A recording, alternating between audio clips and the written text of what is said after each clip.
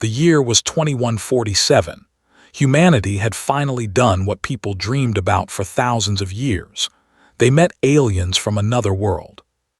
They came in ships that looked like floating crystals. Their bodies were tall and thin. Their skin was pale blue and their eyes were large and golden. When they spoke, their voices sounded like music. They smiled at humans and called them friends. Captain Daniel Carter stood on the observation deck of Station Horizon. He was a tall man with gray hair and tired eyes. He had served Earth for 30 years. He had seen many things, but he had never seen anything like the ships floating toward Earth. Lieutenant Morgan stood beside him. She was young, maybe 25 years old. She held a tablet in her hands and read the diplomatic reports for the 100th time. "They seem peaceful," said, but there was worry in her voice.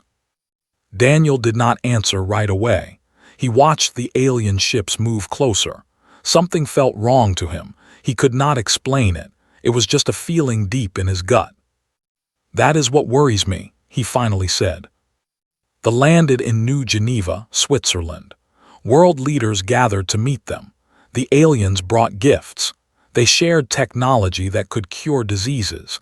They gave humans maps of the stars. They promised to help humanity join the galactic community. For 6 months, everything was wonderful. They visited schools and hospitals. They appeared on television shows. They laughed with human children and posed for photographs. Stores sold toys. People wore costumes for Halloween. The world fell in love with the aliens. Commander Brooks worked at the United States Space Command. He was a serious man who did not trust easily. He kept files on them. He asked questions that others did not ask, but his commanders told him to relax. The aliens were friends. Had a wife named Lisa and a daughter named Emma. They lived in New York City. Emma was 7 years old. She had a doll that she carried everywhere. She told her father that she wanted to meet a real someday.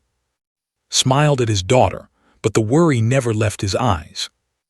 Doctor was the lead scientist studying the. She believed in them completely. She gave speeches about how the aliens would change everything. She said humanity was no longer alone in the universe. "This is the greatest moment in human history," told the world. "Our new friends will help us become better than we ever imagined." Then came March 15th, 2148. It was a normal Tuesday morning. People went to work. Children went to school. Families ate breakfast together. The sun rose over 12 of the largest cities on Earth. At exactly 9:47 a.m. Greenwich Mean Time, they activated hidden devices. No one knew the devices existed. The aliens had planted them during their visits. They were hidden in buildings, under streets, inside power stations. They had been waiting for 6 months. The explosions were not like anything humans had ever seen. They were not fire or bombs, they were something else. A blue light spread out from each device. Everything the light touched turned to ash. Buildings, cars, trees, animals, people. In New York, the light spread across Manhattan in seconds. Brooks watched it happen from a satellite feed at Space Command. He saw his city disappear. He saw the building where his wife and daughter lived turn to dust. He screamed, but no sound came out of his mouth. 7 million people died in 4 minutes and 37 seconds.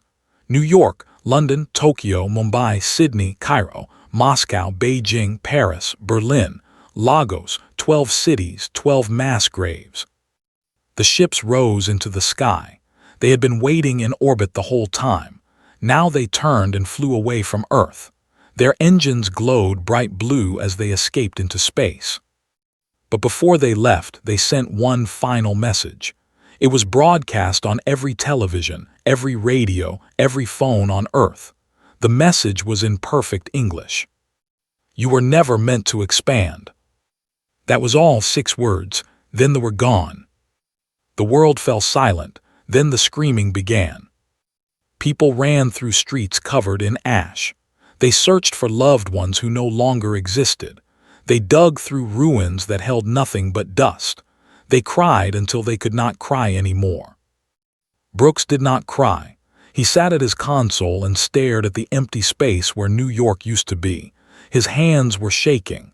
His heart was beating so fast he thought it might explode. But he did not cry.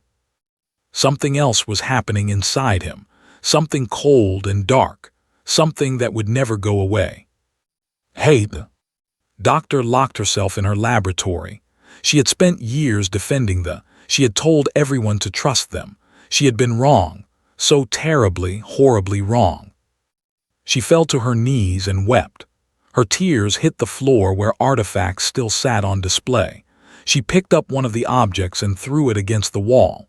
It shattered into 1,000 pieces. "I will make them pay," she whispered. "If it takes the rest of my life, I will make them pay." Within hours, the leaders of every nation on Earth gathered. Old enemies sat at the same table. Countries that had fought wars for centuries now clasped hands. Russia and America, China and Japan, India and Pakistan, all of them united by a single emotion: rage. They created a new government that day. They called it the Earth Unified Command. Every nation signed away their independence. Every military combined into one force.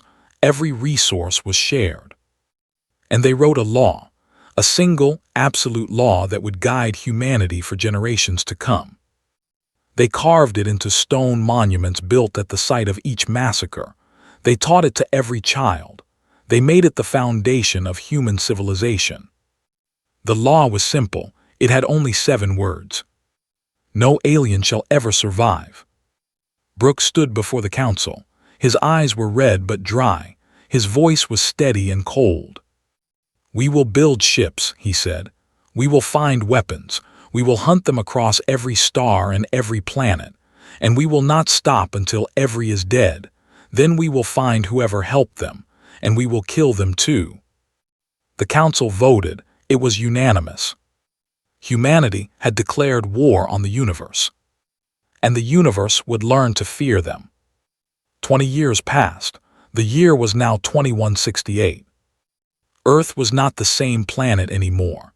The blue and green world that once fought over land and oil and religion had become something else, something harder, something darker.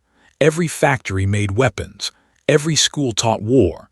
Every child grew up with one purpose: kill the aliens, kill them all.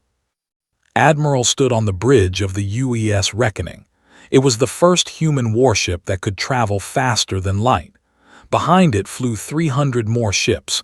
Each one was built for one thing only: destruction.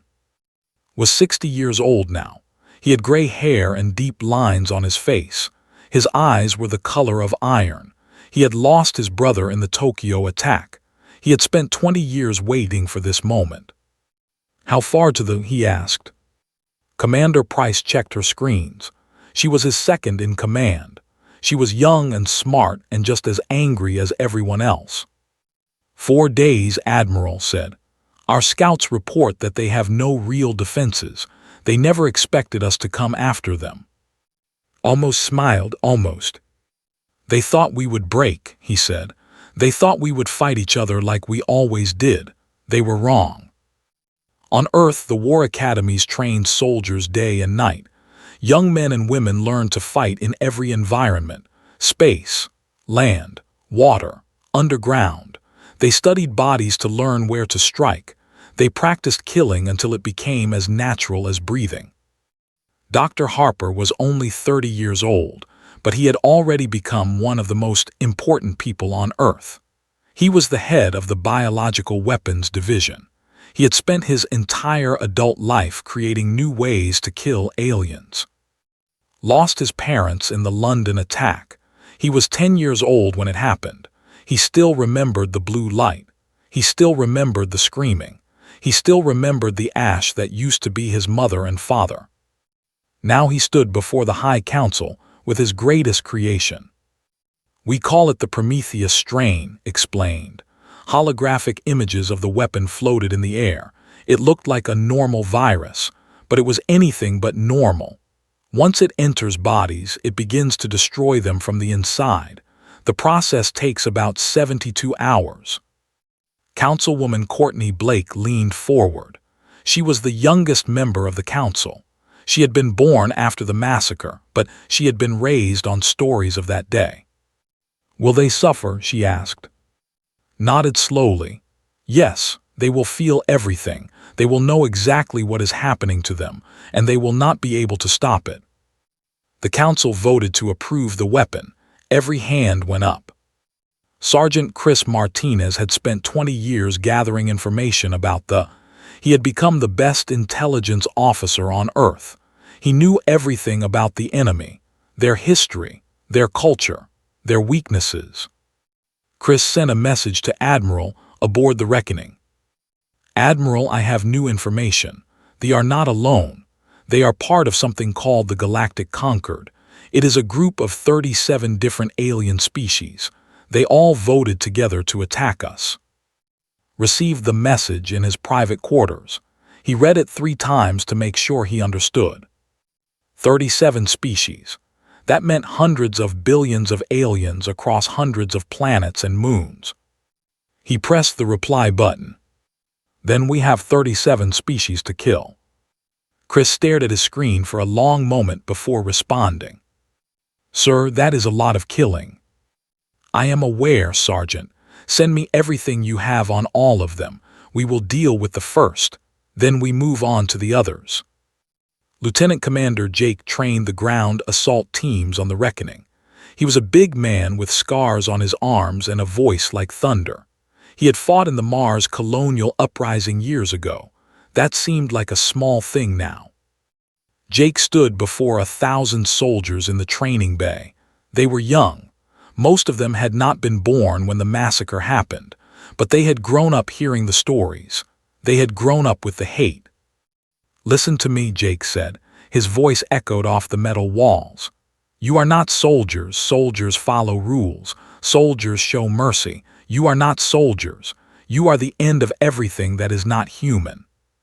The soldiers stood perfectly still. Their eyes burned with purpose. "When we land on that alien world, you will kill everything that moves. Men, women, children, old ones, young ones, it does not matter. They killed our families. They killed our friends. They killed our future. Now we will kill theirs." 1,000 voices answered him at once. "Vengeance." Jake nodded. "Good. Now let me show you how to gut in under 3 seconds." Back on Earth, not everyone agreed with the crusade. There were some who thought it had gone too far. They whispered in secret. They met in hidden places. They wondered if there was another way. But they were afraid to speak out loud. The hate was too strong. Anyone who questioned the war was called a traitor. Traitors disappeared in the night and were never seen again. The world had become a factory of death, and it worked perfectly. New weapons were created every month. Ships were built faster than anyone thought possible. Soldiers volunteered by the millions. The human race had never been so unified.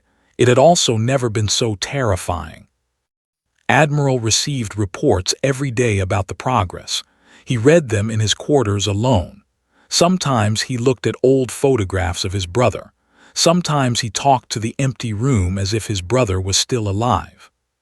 "We are almost there, Ben," he said to the photograph. 20 years, but we never forgot. We never stopped. And soon every will know your name. They will scream it as they die." The fleet moved through space like a pack of wolves. 300 ships carrying 200,000 soldiers. Enough weapons to burn a planet. Enough hate to last forever. They did not know they were coming. They thought the humans would stay on their little blue world and cry. They thought the massacre had broken them. They were very, very wrong. 4 days, that was all that remained. 4 days until humanity would show the universe what it was capable of. Commander Price brought the latest sensor readings to Admiral. "We are picking up communications," she said. "They are not talking about us at all. They think they are safe." Looked at the data for a long moment. "Let them enjoy their last peaceful days," he said. "They have no idea what is coming for them, but they will learn. They will all learn." He turned to face the main. Stars stretched out before him like diamonds on black velvet. Somewhere ahead, the waited. 12 billion aliens, living, breathing, laughing, loving. Not for much longer. All ships, said into the fleet-wide channel. Increase speed to maximum. I want to see that planet burning before the week ends. The engines roared. The fleet surged forward. The hunt had begun. It was called Prime. It was a beautiful world. Silver trees grew in vast forests. Crystal lakes reflected 3 moons that hung in a purple sky. The cities were made of white stone and shining glass. 12 billion called it home. They had 4 days to live. They just did not know it yet. The human fleet dropped out of faster-than-light travel at the edge of the star system. 300 warships appeared from nowhere. Their weapons were charged. Their soldiers were ready. Admiral stood on the bridge of the reckoning. His face showed no emotion. His voice was steady and calm. "Report," he said. Commander Price studied her screens. "They are scrambling their defense forces. They have about 600 small fighters. No major warships. They were not prepared for an attack." 600 against 300, said. "They still think this will be a fair fight." He turned to the communications officer. "Open a channel to the planet's surface. I want them to hear this." The officer pressed a button. "Channel open, sir." Spoke slowly and clearly. He wanted everyone to understand. "People of Prime, 20 years ago you killed 7 million humans. You thought we would break. You thought we would hide. You were wrong. We have come for our revenge. There will be no surrender. There will be no mercy. Today your species ends." He cut the channel before anyone could respond. "All ships," he said, "weapons free, kill them all." The battle began. Human ships moved with perfect coordination. They had practiced this attack for 20 years. Every captain knew exactly what to do. Every gunner knew exactly where to aim. The fighters were fast and agile. Their pilots were brave. They fought hard to protect their home, but they were facing an enemy that had no fear, an enemy that did not care about dying, an enemy that only wanted to kill. Lieutenant Commander Jake led the ground assault. His transport ship punched through the atmosphere while explosions lit up the sky above. 40 soldiers sat behind him, checking their weapons one final time. "Listen up," Jake said. "Primary targets are the population centers. We plant the dispersal devices for the Prometheus strain. Secondary targets are military installations. But honestly, if it moves and it is not human, you shoot it." A young soldier raised his hand. "Sir, what about civilians?" Jake looked at him with cold eyes. "There are no civilians. There are only, and they all die today." The transport landed hard in the capital city. The doors flew open and the soldiers poured out. The streets were chaos, ran in every direction, screaming in their musical language. Some carried children. Some carried elderly family members. Some just ran. Major Foster led her squad through the downtown area. She had been doing this for 5 years now. She had helped destroy 3 other species before this one. It never got easier. She planted a dispersal device on a public fountain. The device would release the Prometheus strain into the water supply. Within hours, every who drank the water would be infected. "Command, this is Foster," she said into her radio. "Device planted at location 7, moving to location 8. Admiral's voice crackled back. "Understood, Major. Continue as planned." Started to move, but then she stopped. An elderly female had fallen in the street. She was clutching a small child, maybe 3 or 4 years old. The child was crying.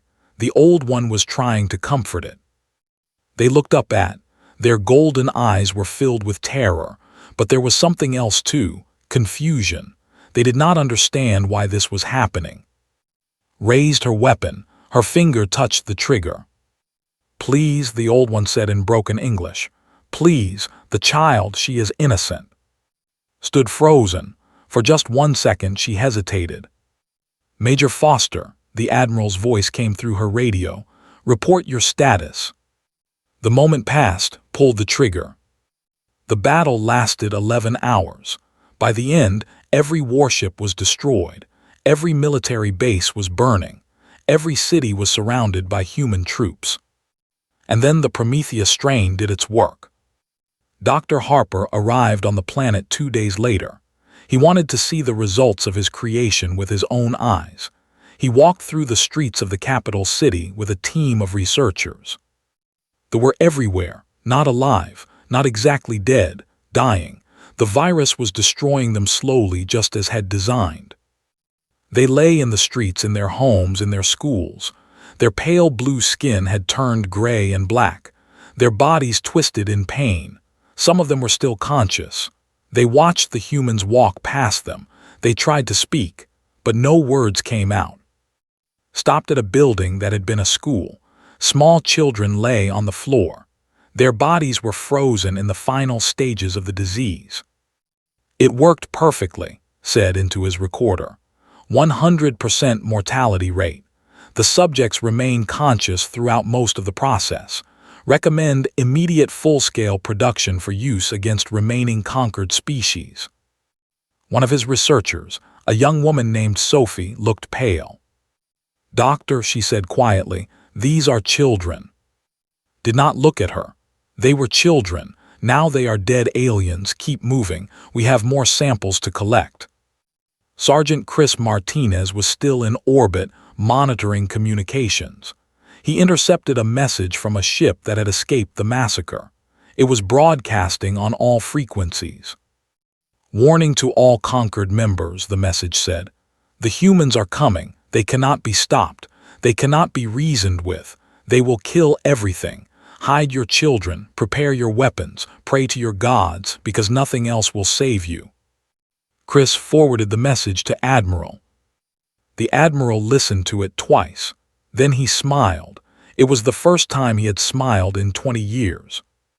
"Good," said. "Let them hear it. Let every alien in the galaxy know what is coming for them. Let them know that there is nowhere to hide. We will find them all, and we will kill them all." He walked to the main. Below him, Prime was burning. Billions of aliens were dying in agony, and he felt nothing. No joy, no sadness, just a cold emptiness where his heart used to be. "Set course for the system," he ordered. "They help with navigation data. They die next." The fleet turned away from the burning world. Behind them, 12 billion screamed their last breaths into the empty air. And on Earth, people celebrated in the streets. They sang songs about the great victory. They cheered for Admiral and his brave soldiers. They told their children that the monsters who killed their grandparents were finally dead. They did not think about what they had become. Not yet. 15 years had passed since the first attack on the year was now 2183. Humanity had killed 9 species. They were just the beginning. There were water creatures who lived in vast oceans. They had given the maps that helped them find Earth. So the humans boiled their oceans. They dropped bombs into the water until it all turned to steam. Every died screaming as their world became a ball of fire. There were insect creatures with hard shells and many legs. They had voted for human extinction because their religion said other intelligent species were evil. The humans hunted them across 7 planets. They burned every hive. They killed every queen. It took 3 years, but in the end, not a single remained. They were small and furry, with big eyes and gentle voices. They had only joined the Galactic Concord after the massacre, but it did not matter. They were aliens. That was enough. Admiral had become a legend. Songs were sung about him on Earth. Children played with action figures that looked like him. Parents told stories about his great battles before bedtime. But was old now. His hair was white. His hands shook sometimes. And deep inside, in a place he never showed anyone, he was tired. Captain Harrison commanded the UES Nemesis. He was one of the best captains in the fleet. But lately, something had been bothering him. He stood in his quarters and looked at a holographic picture of his grandmother. She had died in the New York attack. He had grown up on stories about her. She had been a teacher. She loved children. She always said that violence was never the answer. "Grandma," whispered to the picture, "would you be proud of what we have done? Would you even recognize us anymore?" The picture did not answer. Pictures never did. His first officer, Lieutenant Commander West, found him there an hour later. She had news from the council. "They have authorized the assault on the system," said. "They are the 23rd species on the list. Fleet leaves in 2 days." Turned to face her. They were not part of the original vote. They joined the conquered 30 years after the massacre. They had nothing to do with what happened to us. His face became hard. "They are aliens, sir. The law is clear." "I know what the law says. I am asking if the law is right." Stared at him for a long moment. "My father was in London when the bombs went off. My mother spent 30 years looking for something to bury. She never found anything, not even a bone. So yes, Captain, the law is right. Every alien is the enemy." Said nothing, but the doubt did not leave his eyes. On Earth, not everyone agreed with the crusade anymore. A small group had started meeting in secret. They called themselves the Reconciliation. They believed that humanity had gone too far. Their leader was a woman named Gray. Her grandfather had survived the New York attack. He had spent the rest of his life telling people that revenge was not the answer. He died believing that one day humanity would stop killing. Carried his dream forward. "We have become monsters," she said in a secret broadcast that reached millions of people. "We have become worse than they ever were. They killed 7 million of us. We have killed hundreds of billions of them. How many more must die before we see what we have become?" The government found her within hours. Soldiers came to her home in the middle of the night. They dragged her out of bed and put her in chains. Her trial lasted 1 day. The verdict was guilty. The sentence was death. Before they killed her, was allowed to speak one last time. Her words were supposed to be secret, but someone recorded them. "When the killing finally stops," said, looking straight at the camera, "look at your hands. Look at what you have done. And ask yourself if the blood will ever wash away. Ask yourself if you can even remember what it felt like to be human." They shot her the next morning. But her words spread anyway. People whispered them to each other in the dark. Some people started to wonder if she was right. Sergeant Chris Martinez had spent 35 years gathering information about aliens. He was old now, with gray hair and a face full of wrinkles. He had seen more death than anyone should ever see. One day he captured a conquered diplomat. The creature was injured and dying, but it could still talk. "Why did you attack us?" Chris asked. It was the question he had been asking for decades. The diplomat coughed up purple blood. Its eyes were dim but still aware. "They were afraid," it said. "Your species grows so fast. You spread so quickly. They calculated that within 200 years humanity would control the entire galaxy just through your numbers. The massacre was supposed to slow you down, make you fight each other like you always did. They never imagined you would unite." Chris leaned closer. "So they killed 7 million innocent people because they were scared of what we might become." The diplomat made a sound that might have been a laugh. "Innocent? You have killed hundreds of billions now. Entire species exist only in memory because of your crusade. The killed out of fear. You kill out of hate. Tell me, human, which is worse?" Chris did not answer. He shot the diplomat and erased the recording.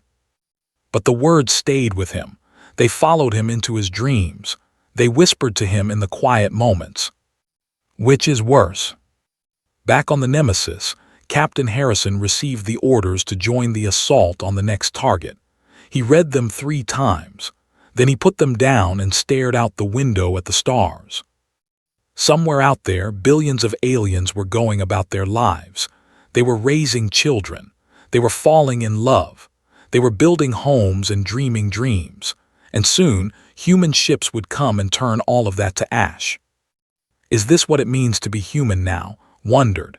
Is this all we are? Killers, destroyers, the monsters that other species warn their children about. He did not have answers. None of them did.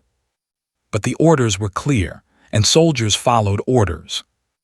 Walk to the bridge. He sat in his captain's chair. He looked at his crew, all of them young and eager and ready to kill. Set course for the system, he said. We leave at dawn. The ship hummed with power. The engines came alive, and the UES Nemesis turned toward its next target. Behind them, Earth continued to celebrate. Songs of victory played on every channel. Monuments to the crusade grew taller every year. Children dressed up as famous admirals and played at war. No one asked if there would ever be an end. No one wanted to know the answer. The year was 2198. 50 years had passed since the massacre. 30 species had been destroyed. The Galactic Conquered was no more. Only one species remained, They were an ancient race, older than most stars. They had been part of the Conquered, but they had voted against attacking humanity. They had argued that humans deserved a chance, but they were outnumbered. The attack happened anyway. Now there were the last aliens left. 3 million of them huddled on a dying moon at the edge of known space. They had spent 50 years running and hiding. They had watched as humanity burned everything else. Admiral Tyler Grant commanded the human fleet. He had taken over when Admiral died 10 years ago. His last words had been simple: finish what we started. Tyler intended to do exactly that. The UES Vengeance, the largest warship ever built, led an armada of 500 vessels. They surrounded the little moon like wolves circling a wounded deer. Admiral Harrison, now in his 60s, commanded the support fleet. He had spent 30 years fighting this war. He had seen more death than any human in history, and he was tired, so very tired. Admiral Grant said over the communication channel, "I need to tell you something." Tyler's face appeared on the screen. "Make it quick, Harrison. We attack in 1 hour." They voted against attacking us. The records show they actually defended humanity. They said we deserved to join the galactic community. Tyler's expression did not change. They are aliens. The law is clear. The law was written in grief and anger. We have had 50 years to think about it. 50 years to become something other than destroyers. And you want us to just stop, after everything, after 30 species, after hundreds of billions of dead aliens. Took a deep breath. I want us to ask ourselves who we want to be. Do we want to be the species that killed everyone who was different? Do we want our children to inherit a galaxy full of ghosts? Tyler stared at him for a long moment. Then he shook his head. We finish what we started, Harrison. Prepare your ships. The channel went dead. On the surface of the moon, they waited. They had no weapons that could fight the humans. They had no ships that could escape. They had only hope, and even that was fading. Their leader was an ancient being named Talas. He had lived for 300 years. He remembered a time when the galaxy was full of life and laughter. Now there was only silence and fear. Talas held a white flag made from torn cloth. He had volunteered to speak with the humans if they would listen. He knew they would probably kill him, but he had to try. Then something unexpected happened. A single human shuttle descended from the warships above. It landed softly on the gray dust of the moon. The door opened. Admiral Harrison stepped out. He was alone. He carried no weapons. Talas walked toward him slowly. His old legs ached with every step, but he kept going. They met in the middle of the empty plain. Two old beings who had seen too much death. "I am not here to kill you," said. His voice was broadcast to both the refugees and the human fleet above. "I am here to ask a question." Talas looked at the human with ancient, tired eyes. "Ask your question." "Can you forgive us?" The wind howled across the dead moon. Above them, 500 warships waited for orders. Talas was silent for a long time. He looked at the sky. He thought about all the species that were gone. The 30 civilizations, each with their own dreams and songs and stories, all gone. Forgiveness cannot be given, Talas said finally. It must be earned. You have taken everything from us, our friends, our allies, our hope. What could you possibly offer that would balance those scales? Did something that no human had done in 50 years. He knelt in the dust before an alien. He bowed his head. I offer myself. I offer whatever time I have left. I cannot bring back the dead, but I can try to make sure their deaths mean something other than endless killing. In orbit, Admiral Grant watched the scene with growing anger. His finger hovered over the button that would order the final attack. Harrison has gone insane, Tyler muttered. Prepare all weapons. Lieutenant Commander West stood at her station. She was old now too, gray hair, tired eyes, but she was still a soldier. She still followed orders. But then she looked at her screen. She saw the image of the human kneeling before the alien. She saw the refugees in the background, mothers holding children, old ones comforting young ones, scared faces looking up at the ships that would destroy them. They were just people, different shapes, different colors, but people, families, dreams, lives. 50 years of killing, hundreds of billions dead, and for what? Admiral said. Her voice was steady, but her hands were shaking. I refuse the order to fire. Tyler spun around to stare at her. What did you say? I said I refuse. I will not kill anymore, and I do not think I am alone. Across the fleet, other voices spoke up. Officers who had followed orders for decades finally said the word they had never dared to say before. No. Admiral Grant stood alone on his bridge. His crew would not meet his eyes. His officers would not obey his commands. The crusade that had defined humanity for 50 years was crumbling around him. He looked at the screen. He saw Harrison and Talas kneeling together in the dust. He saw two old enemies choosing peace instead of war. We wrote the law in blood, Tyler said quietly. Perhaps it is time we wrote a new one. He pressed a button on his chair. The weapons powered down. The war was over. It took a long time to rebuild. Centuries. The wounds were deep.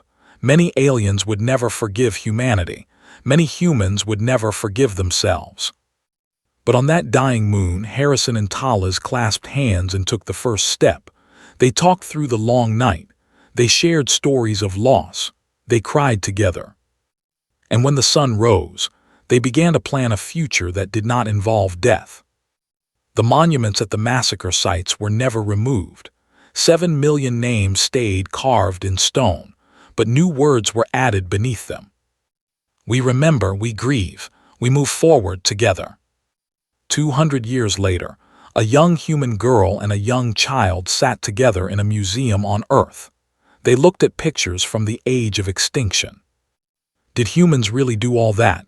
The girl asked softly. Yes, their teacher answered. The teacher was a being whose ancestors included both humans and aliens. They did. But why? Because they were hurt, and hurt people sometimes hurt others. It took a very long time for them to learn that there was another way, but they learned. Eventually they learned. The child reached out and took the human girl's hand. I am glad they learned, the child said. The teacher smiled and looked out the window. Outside, dozens of species walked together on streets that had once been soaked in blood. They worked together. They laughed together. They built a future together. So am I, the teacher said. So am I. The galaxy was quiet now, but it was the quiet of peace, not the quiet of death. And that made all the difference.